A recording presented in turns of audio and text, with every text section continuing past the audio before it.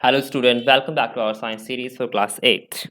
Uh, in previous video, we have studied about flame. Now we are going to discuss the structure of flame. मतलब flame कैसी होती है, उसके कौन कौन से पार्ट होते हैं, वो सब इसके अंदर हम स्टडी करने वाले हैं। अब हमने इससे पहले हमने पढ़ लिया है कि कौन कौन से जो सब्सटेंसेस होते हैं फ्लेम के साथ कंबस्ट होते हैं, और कुछ सब्सटेंसेस ऐसे होते हैं जो जलते तो हैं बट विदाउट फ्लेम जलते हैं। Now let us do an activity that is 6.5। Light a candle, एक कैंडल को जलाइएगा। बी केयरफुल मीन्स उसे कैंडल को जलाते हुए केयरफुल तो होना ही है, ताकि जो मोम है, जो पिघला हुआ वैक्स है, जो मोल्ड वैक्स है, हमारे हैंड पर न गिरे और हमारी स्किन ना जले। Hold 4 to 5 centimetre long thin glass tube, बहुत ही पतली ग्लास की ट्यूब जो 4 से 5 सेंटीमीटर लंबी है, उसे लीजिएगा with a pair of tong, tong की हेल्प से। ठीक है, ये टंग दिखाई दे रहा है फिगर में, this is known as a tong, ये टंग है। This is very thin glass tube which is held with the help of pair of tongue and introduce its one end in a dark zone of a non-flickering candle flame। जो candle की flame दिखाई दे रही है, जहाँ पर flickering नहीं हो रही, इसके बिल्कुल सेंटर में हमें एक अदर पार्ट को, एक एक एंड को, इस ग्लास थिन ग्लास ट्यूब के एंड को यहाँ पर होल्ड करके रखते हैं विद द हेल्प ऑफ टंग। ठीक है, now bring a lighted matchstick near the other end of the glass tube। जो ग्लास ट्यूब का अदर एंड है, इसके नज़दीक में जलती हुई मैचस्टिक लेके आता हूँ, जो जलती हुई माचिस की तिल्ली है वो लेके आता हूँ। Do you see a flame caught at this end of the glass tube after a while. कुछ टाइम के बाद आपको यहाँ पर देखो, यहाँ छोटी सी फ्लेम दिखाई दे रही है, बहुत ही छोटी स्मॉल फ्लेम दिखाई दे रही है। अगर मैं बर्निंग मैचस्टिक को इसके नज़दीक लेके आता हूँ अदर एंड के। Now if so what is the what is it that produces a flame. मगर ऐसा हो रहा है तो ये फ्लेम जो अदर एंड से निकल रही है, ये किस चीज़ की फ्लेम है। यहाँ तो कोई मटेरियल है नहीं, यहाँ तो सिर्फ ग्लास मटेरियल है। Notice that the wax near the heated wicks melt quickly. आप क्या नोटिस करोगे, जो ये वैक्स है, ठीक है, जो वैक्स पिघल रहा है, ये वेपोराइज हो गया और वो वेपर इस थिन ट्यूब के थ्रू यहाँ तक पहुँच गए, और जो वेपराइज मटेरियल है वही फ्लेम की फॉर्म में यहाँ क्या हो रहा है, बर्न हो रहा है, जल रहा है। This is the reason why there is a small flame at the other end of very thin glass tube.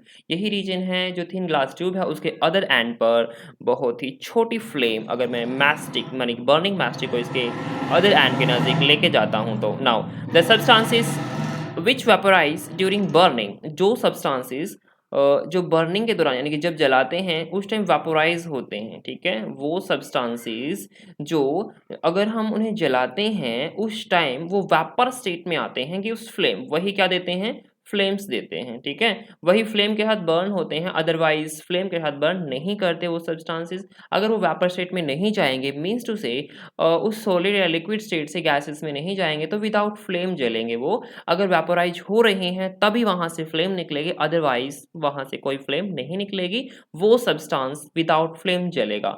For example kerosene oil, जो मिट्टी का तेल है, एंड मोल्टन वैक्स, जो पिघला हुआ वैक्स मोम है, rise through the wick and are vaporise during the burning and form flame. इसी वजह से कैरोसिन ऑयल है that is also easily vaporisable, ये भी बहुत आसानी से वेपर स्टेट में यानी कि गैस स्टेट में चला जाता है। एंड सिमिलरली मोल्टन वैक्स उस विक के थ्रू, विक का मतलब बहुत ही थिन जो स्टिक थी, ग्लास ट्यूब थी, उसके अंदर से चला जाता है, and are vaporise during the burning, और बर्निंग के दौरान वो वेपर स्टेट में चला जाता बन जाता है, एंड फॉर्म फ्लेम, तो वहाँ फ्लेम डेफिनेटली वहाँ होंगी फ्लेम, मतलब फ्लेम के साथ जलेगा। ठीक है, now charcoal on the other hand, दूसरी तरफ जो चारकोल है, डज नॉट वेपोराइज, वो वेपर स्टेट में नहीं जाता, वेपर में नहीं कन्वर्ट होता, so does not produce a flame, इसलिए वहाँ कोई भी फ्लेम प्रोड्यूस नहीं होती। In activity 6.5, could the vapor of wax coming out of the glass tube will the cause of flame produced। जो activity 6.5 हमने की है, क्या वहाँ से जो वेपर वैक्स के निकल रहे हैं, ठीक है, coming out of the glass tube, वहाँ निकल रहे हैं, क्या यही रीजन है फ्लेम प्रोडक्शन का? Yes of course, this is the reason.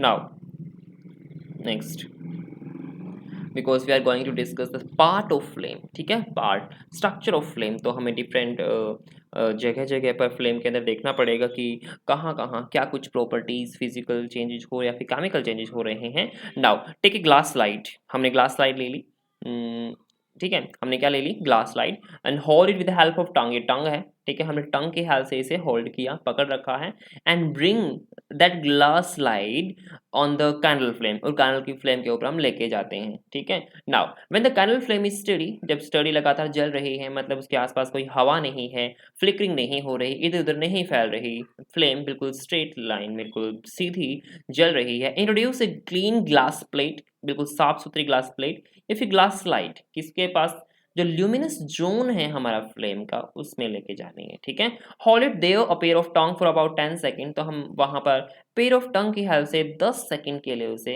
Hold करके रखते हैं, लटका के रखते हैं वहीं पर, देन रिमूव इट, और उसे रिमूव करते हैं। व्हाट डू यू ऑब्जर्व, आपको क्या ऑब्जर्वेशन मिलेगी, जस्ट सी, जब हम इसके ऊपर लेके जाते हैं ल्यूमिनस फ्लेम के पार्ट के ऊपर, ल्यूमिनस जोन के ऊपर जहाँ से कैंडल फ्लेम बिल्कुल अच्छे से जल रही है, तो उसके बाद यहाँ पर ब्लैक कलर का राउंड स्ट्रक्चर्स हमें दिखाई देती है। ठीक है, मतलब यहाँ धुआं जम जाता है, क्या क्या जम जाता है, धुआं जम जाता है, और धुआं क्यों जमा, क्या रीजन है, उसका उसका डिस्कशन हम कुछ ही देर में करने वाले हैं। ओके, देखते हैं बुक में क्या दे रखा है।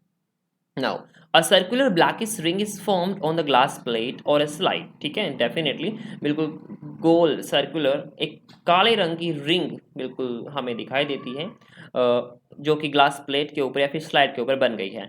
It indicate that deposition of unburn carbon particles present in the luminous zone of the flame. जो ल्यूमिनस जोन है फ्लेम की, जो ऊपर वाली ये वाले पार्ट, ये वाला पार्ट, जो ये जोन है फ्लेम की, तो वहां पर अनबर्न कार्बन है, मतलब कुछ कार्बन पार्टिकल हैं जो कंप्लीट बर्न नहीं हुए, क्या नहीं हुए, कंप्लीट बर्न नहीं हुए, जिसकी वजह से वो अनबर्न कार्बन के पार्टिकल कहाँ स्टिक कर गए, उस ग्लास स्लाइड के ऊपर स्टिक कर गए, और वहां पर कलर कैसा आया, बिल्कुल ब्लैक कलर वहाँ डिपॉजिट हो गया। ठीक है, तो जो भी धुआं निकलता है हमारी फ्लेम से, तो धुआं इसलिए निकलता है because they will be release of unburnt particles, carbon particle in our atmosphere, क्योंकि वहाँ पर अनबर्न बिना जले हुए कार्बन के पार्टिकल निकलते हैं, वो ब्लैकिश कलर के होते हैं, और हमारे एटमॉस्फेयर में आ जाते हैं, जिसकी वजह से बहुत ही हैजर्डस एयर पॉल्यूशन होता है, that causes our respiratory tract, हमारे जो सांस लेने की प्रॉब्लम है वहाँ उसी की वजह से होती हैं। Hold a thin long copper wire just inside the non luminous flame of zone of a flame for about 30 second. अब हमने क्या ले लिया, बहुत ही थिन कॉपर की वायर ले ली। Okay, with the help of tong हमने होल्ड की, कहाँ होल्ड की, नॉन ल्यूमिनस पार्ट के अंदर होल्ड की हमने, फ्लेम के नॉन ल्यूमिनस पार्ट के अंदर होल्ड की। तो क्या हुआ देखते हैं, notice that the portion of copper wire just outside the flame gets red hot. क्या नोटिस किया, हाँ हमने, portion of the copper wire just outside the flame, जो फ्लेम के बिल्कुल बाहर है, गेट्स रेड हॉट, बिल्कुल लाल रंग का गर्म हो गया। Does it indicate the non luminous zone of the flame has very high temperature. क्या इसका मतलब ये है कि जो नॉन ल्यूमिनस फ्लेम है हमारी, जो नॉन ल्यूमिनस जोन है फ्लेम की, जो पार्ट नॉन ल्यूमिनस, क्या उसका टेम्परेचर वेरी वेरी हाई होता है, क्या यही रीजन है? और definitely because copper is a metal, और copper metal definitely good conductor of heat, heat की बहुत ही अच्छी कंडक्टर है, जिसकी वजह से वो रेड हॉट हो जाती है। ठीक है, इसका मतलब वहाँ टेम्परेचर बहुत ज़्यादा है, इसीलिए वो रेड हॉट हो गई है। In fact this part of the flame is hottest part. आखिरकार ये जो नॉन ल्यूमिनस पार्ट है, यही सबसे ज़्यादा हॉटेस्ट पार्ट है हमारी कैंडल की फ्लेम का। ठीक है, जो नॉन ल्यूमिनस जोन है, तो क्वेश्चन पेपर में आ सकता है, name the hottest part of a candle flame, answer will be non luminous zone. जो हमारी नॉन ल्यूमिनस जोन है, this is the hottest part of flame. Now, this is the different zone of a flame, or you can say structure of flame, that is shown in the figure 6.13. Just see. This is the innermost zone of unburned wax, vapours black, यहाँ बिल्कुल black colour का है। ठीक है, बिल्कुल black colour का vapour निकल रहे हैं यहाँ से, किसके, अनबर्न्ड वैक्स के। ठीक है, now this is a candle wax as you already no.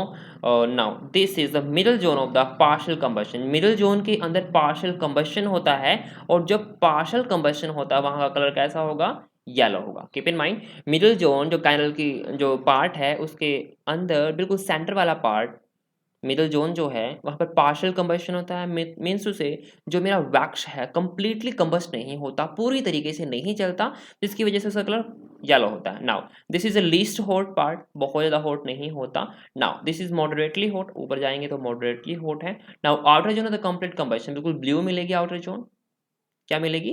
बिल्कुल ब्लू मिलेगी। और जो आउटर जोन है अगर ब्लू मिल रही है तो वहाँ पर कंप्लीट कंबशन हो रहा है। जो हमारे गैस स्टोव है उसकी फ्लेम भी बिल्कुल ब्लू होती है, वहाँ पर कंप्लीट कंबशन होता है, इसीलिए वहाँ कोई धुआं नहीं निकलता, कोई वेस्ट मटेरियल गैसेस नहीं निकलती, जिसकी वजह से पॉल्यूशन बहुत कम होता है। इसीलिए हम एलपीजी गैस अपने घरों के अंदर, किचन के अंदर यूज करते हैं। Now this is the hottest part, ये सबसे ज्यादा गर्म पार्ट है। नाउ यहाँ बीच में लेके आते हैं तभी ब्लैक कलर का डिपोजिशन होता है हमारे किसके ऊपर, ग्लास स्लाइड के ऊपर, अदरवाइज नहीं। Now Goldsmith blow outer most zone of a flame with a metallic blow pipe for melting gold and silver.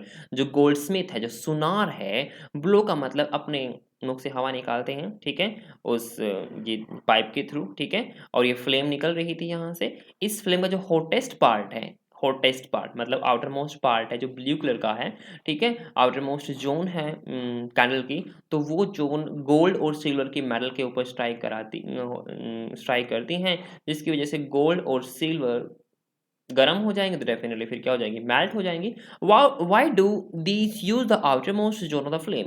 तो ये आउटर मोस्ट जोन ही यूज क्यों करते हैं? Just because of high temperature, so that वहाँ temperature बहुत ज़्यादा हो। अगर टेम्परेचर ज़्यादा होगा तो डेफिनेटली हमारे जो गोल्ड और सिल्वर है बहुत ही जल्दी क्या कर जाएंगी, मेल्ट कर जाएंगी। Simple. Now next topic that is what is a fuel. Fuel क्या होता है? This is very important topic. Fuel क्या होता है? Recall that the sources of heat energy for domestic and industrial purposes are mainly wood, charcoal, petrol and kerosene oil. आप recall कीजिएगा, याद कीजिएगा, सोर्सेज ऑफ हीट एनर्जी, जिस भी source से हमें हीट एनर्जी मिलती है डोमेस्टिक के लिए, जो हम ईंधन के लिए यूज करते हैं घरों के अंदर, एंड इंडस्ट्रियल पर्पसेस के लिए यूज करते हैं, आर मेनली वुड, वो लकड़ी होते हैं, चारकोल होते हैं, and petrol and kerosene oil भी हो सकते हैं। These substances are called fuels. इन्हें हम क्या बोल देते हैं? Fuel. Now a good fuel is one which is readily available. Good fuel कौन सा होता है? जो बहुत आसानी से हमें मिल जाए, वही क्या होता है? गुड फ्यूल होता है। इट इज चीप, काफी सस्ता होना चाहिए। It Burns easily in air at A moderate rate. बिल्कुल मॉडरेट रेट से ये बर्न होना चाहिए, ठीक है, मतलब एकदम से बर्न नहीं होना चाहिए, धीरे धीरे बर्न होना चाहिए, ठीक है, एकदम से आग नहीं पकड़नी चाहिए। तो ऐसे फ्यूल गुड होते हैं। It produces a large amount of heat, जो हीट का अमाउंट है वो भी बहुत ज़्यादा होना चाहिए। It does not live behind any undesirable substances. जो अनडिजायरेबल सब्सटेंसेस हैं वो नहीं निकलने चाहिए, मतलब ऐसे सब्सटेंसेस नहीं निकलने चाहिए जो हमारे एनवायरनमेंट को पॉल्यूट करें, ठीक है। That fuel is known as a very good quality fuel, उसे हम गुड क्वालिटी फ्यूल बोल देंगे।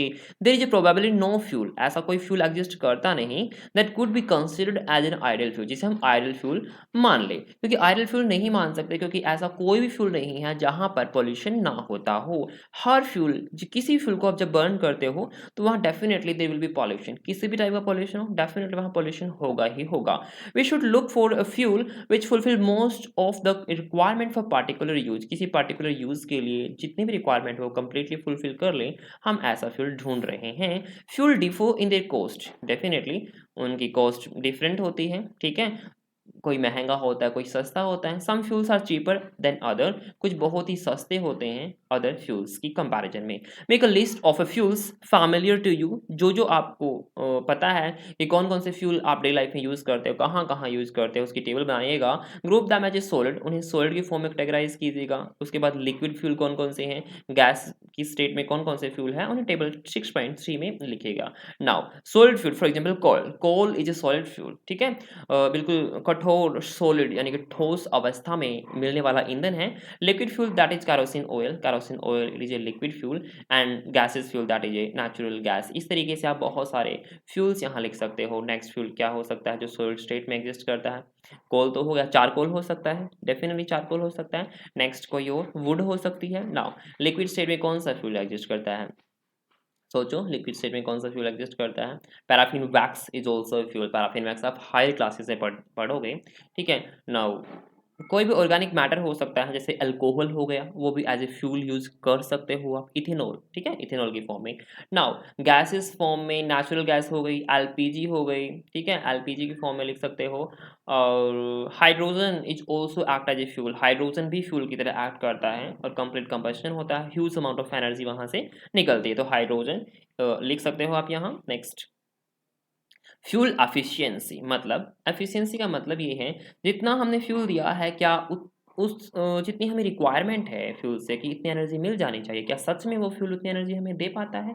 अगर वो दे पाता है तो 100% एफिशिएंट है, अगर वो दे नहीं पाता उसे बोलेंगे that is not a good efficiency. Okay, suppose you were asked to boil a given quantity of water using cow dung, गाय का गोबर है, ठीक है, उसकी हेल्प से आप बॉयल करने वाले हो पानी को, कोल की हेल्प से या फिर एलपीजी एज ए फ्यूल की हेल्प से। Now which fuel wood you prefer, कौन सा फ्यूल प्रेफर करोगे आप? एलपीजी यूज करने वाले हो, कोयला यूज करने वाले हो, या फिर काउ डंग यूज करने वाले हो? गिव ए रीजन, रीजन दीजिएगा। You may take with the help of your parents, आप अपने मम्मी पापा की हेल्प ले सकते हो। Do these three fuels produce the same amount of heat, क्या ये तीनों के तीनों फ्यूल सेम अमाउंट की हीट प्रोड्यूस करते हैं? The amount of heat energy produced on a complete combustion of 1 kg of fuel is called its calorific value. This is very important questions. What do you understand by calorific value? जब हम किसी भी 1 kg fuel को combust कराते हैं, जलाते हैं, तो एट पर्टिकुलर टाइम कितनी अमाउंट की हीट एनर्जी वहां से निकलती है, ठीक है? मतलब अगर हम 1 kg किसी भी फ्यूल को, एलपीजी हो सकता है, कोल हो सकता है, काउ डंग, एनीवे कोई भी हो सकता है, अगर हम उसे हीट करते हैं, मीन्स उसे बर्न करते हैं, कंप्लीट कंबस्शन करने की कोशिश करते हैं, एट दैट पार्टिकुलर टाइम कितनी एनर्जी वहां से प्रोड्यूस होती है, कितनी एनर्जी का प्रोडक्शन हम वहां से कर पाते हैं, that is known as calorific value.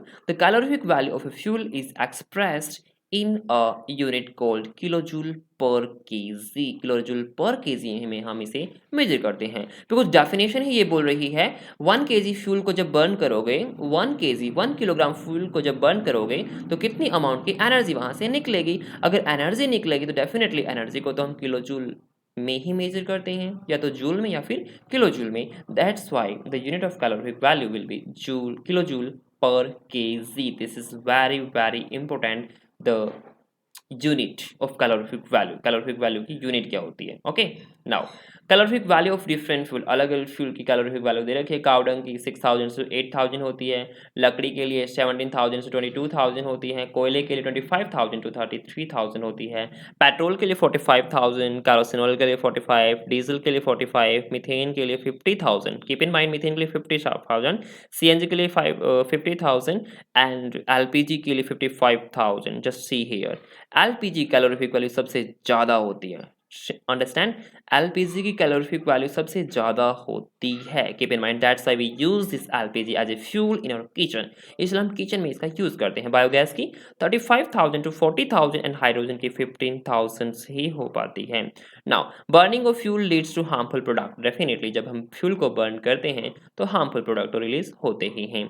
The increasing fuel combustion has harmful effect on the environment, sorry effect है ये। तो अगर हम फ्यूल इन कंजम्पशन बहुत ज़्यादा करते हैं, मतलब बहुत ज़्यादा अमाउंट में फ्यूल का यूज़ करते हैं, उन्हें जलाते हैं, तो बहुत ज़्यादा हार्मफुल इफेक्ट हमारे एनवायरमेंट पर गिरने वाले होते हैं। Now carbon fuel like wood, coal, petroleum release unburned carbon, जैसे कि हम वुड को जलाते हैं तो भी वहाँ अनबर्न्ड कार्बन निकलता है, कोयले को जलाते हैं तो भी अनबर्न्ड कार्बन निकलता है, पेट्रोलियम को जलाते हैं तो भी अनबर्न्ड कार्बन निकलता है, ठीक है?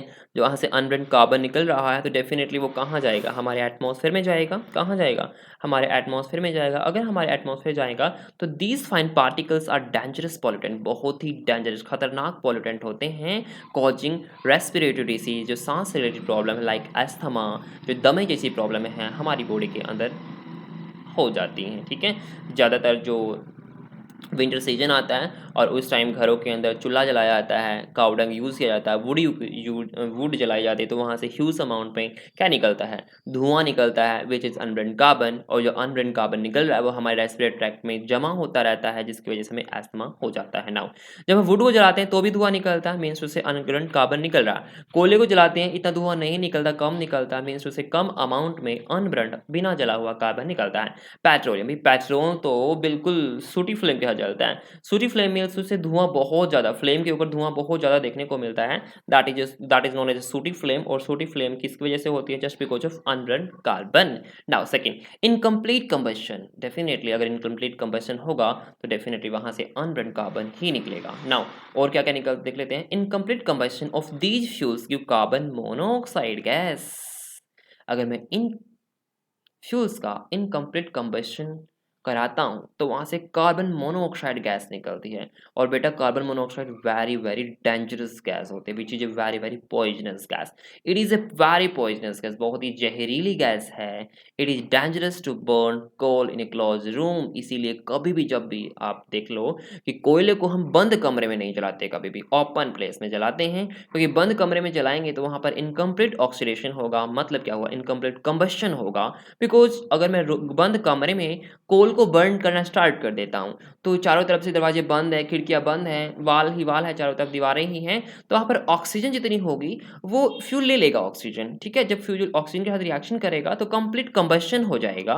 लेकिन जैसे ऑक्सीजन का अमाउंट कम होगा वहाँ पर इनकम्प्लीट कंबशन स्टार्ट हो जाएगा, जिसकी वजह से कार्बन मोनोऑक्साइड गैस निकलती है। That's why we feel suffocation, हमें घुटन फील होती है अगर हम कमरे के अंदर धुआं करते हैं तो। It is dangerous to burn coal in the close room, that's why इसे बंद कमरे में कभी भी कोयले को नहीं जलाते। The carbon monoxide gas produced can kill person sleeping at that room. अगर उस कमरे में कोई व्यक्ति सो रहा है, क्या कर रहा है, सो रहा है, तो वो कार्बन मोनोऑक्साइड गैस उस आदमी को मार तक सकती है, मतलब वो आदमी मर तक सकता है। तो बूझो क्या बोलता है, oh so that is why we are advised never to sleep in the room with burning or smouldering coal fire in it. तो हम कई बार होता है ना, सर्दी के दिन होते हैं तो कमरा बंद कर लेते हैं और बंद करने के बाद हम आग सुलगा देते हैं वहाँ पर, है ना, ताकि हीटर नहीं है, पुराने ज़माने में हीटर नहीं होता था। ठीक है, तो वहाँ पर गाँव डंग जला लेते थे, वुड जला लेते थे, फिर कोल जला लेते थे। ठीक है, वो बर्न कर देते, तो डेफिनेटली वहाँ अनबर्न्ड कार्बन निकलेंगे, वहाँ पर इनकम्प्लीट कंबशन होगा।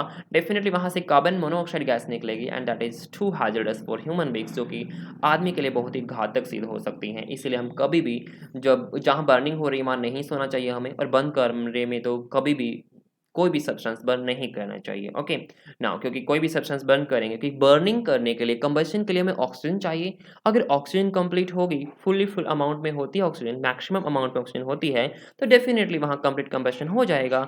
अगर एक्सेस अमाउंट में नहीं होती, वहाँ इनकम्प्लीट कंबशन होगा और वहाँ से क्या निकलेगी, कार्बन मोनोऑक्साइड गैस निकलेगी। Combustion of most fuel releases carbon dioxide gas. अगर हम कंप्लीट कंबशन भी करा देते हैं तो हमारे एनवायरनमेंट में कार्बन डाइऑक्साइड का रिलीज तो होता ही है। Increase concentration of carbon dioxide in air is believe to cause global warming. अगर कार्बन डाइऑक्साइड की कंसंट्रेशन, कार्बन डाइऑक्साइड का अमाउंट हमारे एटमॉस्फेयर बहुत ज़्यादा होगा, तो डेफिनेटली वहाँ क्या होगी, ग्लोबल वार्मिंग होगी। क्या होगी, ग्लोबल वार्मिंग होगी। तो सिंपल, तो आपसे पूछा जा सकता है name the global warming gas, answer will be carbon dioxide.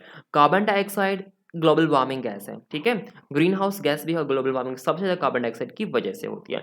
Now what do you understand by global warming? Global warming है क्या चीज़, देखते हैं। ग्लोबल का मतलब है पूरे ग्लोब, हमारा पूरा अर्थ, जब पूरे अर्थ का टेम्परेचर, पूरी की पूरी अर्थ का टेम्परेचर बढ़ता है, मीन्स उसे वार्म होती है, तब उसे बोल देते हैं ग्लोबल वार्मिंग। ठीक है, क्या बोल देते हैं, ग्लोबल वार्मिंग। नाउ व्हाई दीजिए increase on the temperature of the whole earth, पूरी पूरी अर्थ का टेम्परेचर बढ़ कैसे जाता है?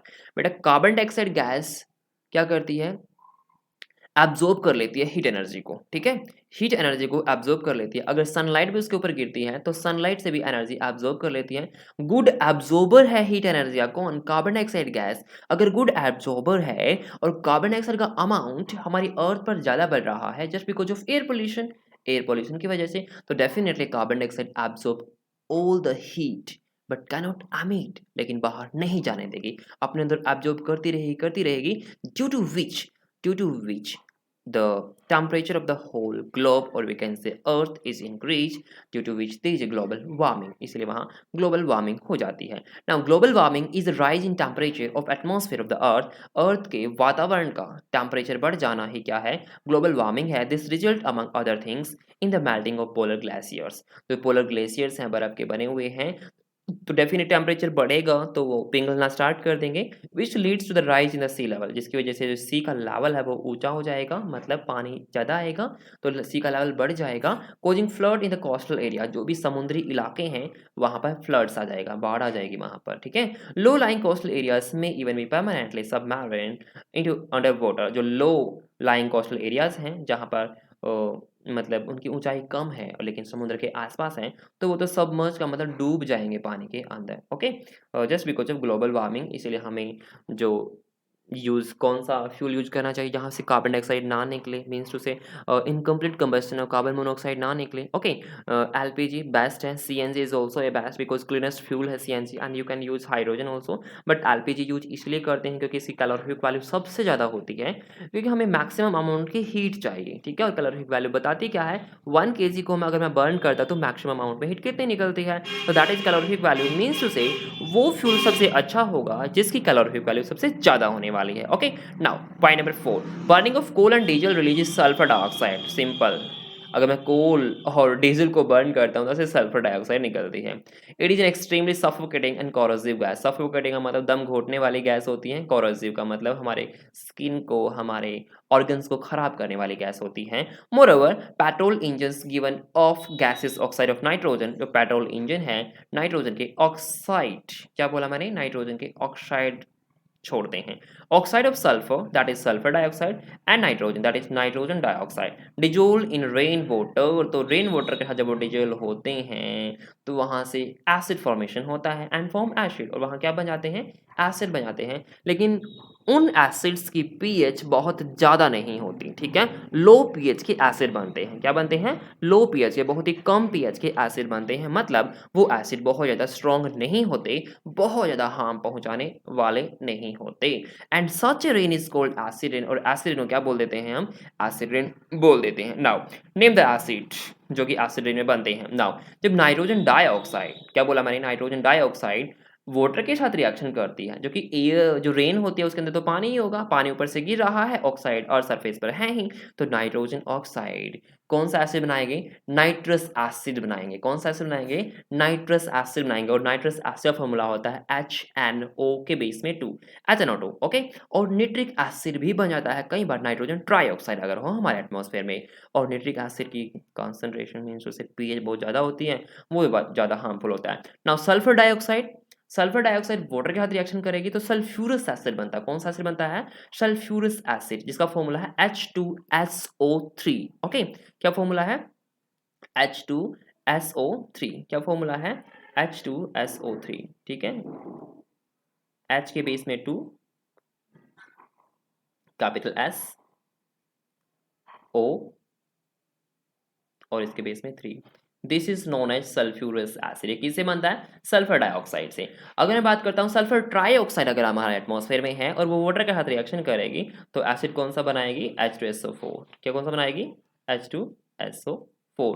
This is known as sulphuric acid. ये क्या है, सल्फ्यूरिक एसिड है। This is also called king of chemical, इसलिए हम इसे किंग ऑफ केमिकल भी बोलते हैं। क्या बोल देते हैं, किंग ऑफ केमिकल भी बोल देते हैं। तो कीप इन माइंड कई बार H2SO4 भी रेन के साथ गिरता है अर्थ सरफेस पर, जिसे हम एसिड रेन बोल देते हैं। सल्फ्यूरस एसिड भी गिरता है, नाइट्रस एसिड भी गिरता है और नाइट्रिक एसिड भी गिरता है। It is very harmful for crop, जो हमारी फसलें होती हैं उनके लिए बहुत ज़्यादा हार्मफुल होता है। बिल्डिंग, जो हमारी बिल्डिंग बनी हुई है उनके लिए हार्मफुल होता है। एंड सोइल, और हमारी मिट्टी के लिए बहुत ज़्यादा हार्मफुल हो जाता है, क्योंकि वहाँ की मिट्टी क्या हो जाती है, एसिडिक हो जाती है। अगर मिट्टी एसिडिक होगी तो कोई भी क्रॉप उसके अंदर अच्छे से ग्रो नहीं कर पाएगी। अगर क्रॉप के ऊपर गिर गया तो क्रॉप को बर्न कर देगा वो एसिड, बिल्डिंग के ऊपर गिर गया तो बिल्डिंग को भी बर्न कर देगा, खराब कर देगा, जिसकी वजह से उसका कलर फेड होने लगेगा, क्योंकि वो जो बिल्डिंग है मार्बल से बनी हुई है और मार्बल का फॉर्मूला होता है कैल्शियम कार्बोनेट। क्या होता है, कैल्शियम कार्बोनेट, CaCO3 फॉर्मूला होता है। तो CaCO3 उन एसिड के साथ रिएक्शन करेगा और वहाँ से हाइड्रोजन गैस निकल जाएगी,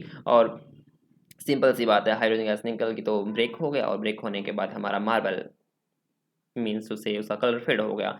तो एसिड रेन की वजह से ही जो ब्यूटी ऑफ ताजमहल है वो डिस्ट्रॉय हो रही है। इसी वजह से उसके आसपास जितने भी इंडस्ट्री है उनको रिमूव किया जा रहा है गवर्नमेंट के द्वारा। Okay, the use of diesel and petrol as a fuel in automobile is being replaced by CNG as usual. हमने देख रखा है जो डीजल और पेट्रोल बहुत ही कम यूज होता है ऑटोमोबाइल्स के अंदर आजकल, ठीक है। जितने भी न्यू ऑटोमोबाइल्स बन रहे हैं वो डीजल और पेट्रोल वाले नहीं बन रहे बल्कि CNG वाले बन रहे हैं, because CNG produces harmful product in very small amount. क्या बोल रहा है, हार्मफुल प्रोडक्ट तो ये भी प्रोड्यूस करता है लेकिन बहुत ही कम अमाउंट में प्रोड्यूस करता है। That's Y CNG is a cleaner fuel, इसलिए हम CNG को क्या बोल देते हैं, क्लीनर फ्यूल बोल देते हैं। नाउ ये रह गया हमारा एक बॉक्स, तो इसे पढ़ लेते हैं। फॉर सेंचुरीज, सदियों पहले, wood was use as a domestic and industry fuel. Wood को, लकड़ी को हम डोमेस्टिक घरों के अंदर और इंडस्ट्री के अंदर फ्यूल के रूप में यूज करते थे। But now it has been replace by coal and other fuels like LPG. लेकिन आजकल हमने एलपीजी या फिर कोयले से रिप्लेस कर दिया है इसे, क्योंकि इस वुड को जब हम बर्न करते हैं तो मैक्सिमम अमाउंट में हार्मफुल गैसेस निकलती है, अनबर्न कार्बन निकलता है, that causes air pollution. In many rural parts of our country, people still use wood as a fuel because of its easy availability and low cost. लेकिन कुछ rural part है, गांव देहात के लोग हैं वहाँ पर, जो हमारे देश के वहाँ पर जो लोग हैं अब भी यूज़ कर रहे हैं वुड को एज ए फ्यूल, बिकॉज आसानी से अवेलेबल हो जाता है और वो सस्ता भी है। However burning of would gives a lot of smoke. जब हम बर्न करते हैं वुड को तो धुआं बहुत ज़्यादा निकलता है, which is very harmful for human being, जो आदमी के लिए बहुत ही ज़्यादा हार्मफुल है। इट कॉजेज रेस्पिरेटरी प्रॉब्लम, तो सांस संबंधी जितनी भी प्रॉब्लम है, समस्याएं हैं, वो हमारे इस धुएं की वजह से क्रिएट होती हैं। ठीक है। Also trees provide us with useful substances which are lost when wood is used as a fuel. और दूसरा, अगर जो ट्री हैं हमें बहुत सारे सब्सटेंसेस प्रोवाइड करते हैं जो कि हमारे लिए बहुत ज़्यादा यूज़फुल हैं। ठीक है। अगर हम ट्री को काट देंगे तो हमें वो फ्यूल सब्सटेंसेस नहीं मिलेंगे, लेकिन हमें फ्यूल तो मिल जाएगा, लेकिन हमें वो सब्सटेंसेस नहीं मिल पाएंगे। मोर एवर इसलिए cutting of trees lead to deforestation. तो अगर हम बहुत ज़्यादा मैक्सिमम अमाउंट में ट्री को कट करेंगे, काटेंगे, तो उसे बोल देते हैं डिफोरेस्टेशन। ठीक है। डिफोरेस्टेशन टर्म है जिसका मीनिंग है cutting of trees on a large scale. बहुत ही बड़े स्तर पर अगर मैं पेड़ों को काटता चला जाऊँ तो वहाँ पर मैक्सिमम अमाउंट में पेड़ नहीं होने वाले। अगर पेड़ नहीं होंगे तो डेफिनेटली वहाँ प्लांट प्रोडक्ट नहीं मिलेगा, ट्री प्रोडक्ट नहीं मिलेंगे, और डेफिनेटली वहाँ ऑक्सीजन भी इतनी अच्छी खासी नहीं मिल पाएगी, और जिसकी वजह से विच इज़ क्वाइट हार्मफुल, जो हमारे एनवायरनमेंट के लिए, क्वाइट का मतलब पूरी तरीके से, ठीक है, हार्मफुल है हमारे एनवायरनमेंट के लिए। ठीक है। हमारा वातावरण के लिए बहुत ही ज़्यादा हार्मफुल है। Okay student, today's we have completed this chapter.